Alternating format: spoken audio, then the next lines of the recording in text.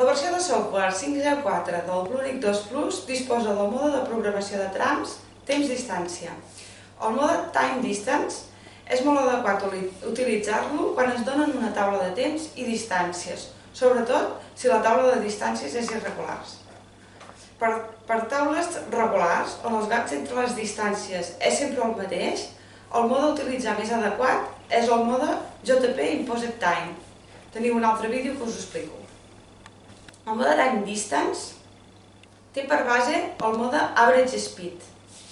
La diferència radica en com entrem les dades quan el programem. En aquest cas, entrarem el temps i la distància. Anem a veure la programació. Com sempre, per programar pulsem la tecla Stage i llavors Mode fins a triar el mode Time Distance.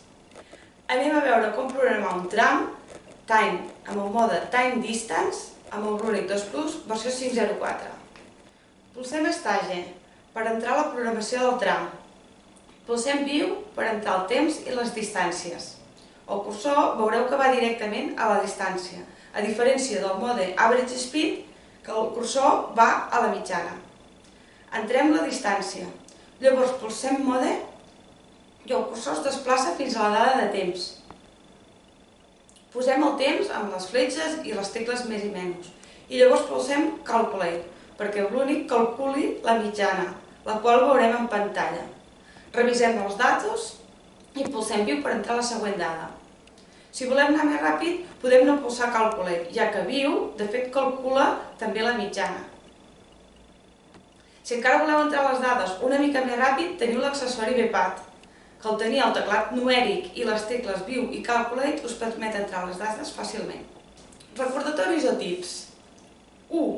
Us recomano que quan us donin la taula de temps i anoteu a cada dada de temps quina dada és, la A, la B, la C, la D, per tal que no us despisteu a l'hora d'entrar les dades.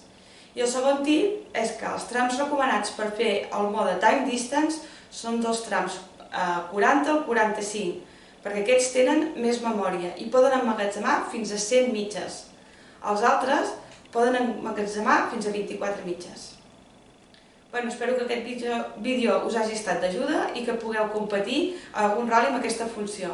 Ens agradarà saber les vostres experiències i en quina posició heu quedat. Qualsevol dubte ja sabeu, e-mail, telèfon, Facebook, Instagram, de qualsevol manera. Salut i bona regularitat!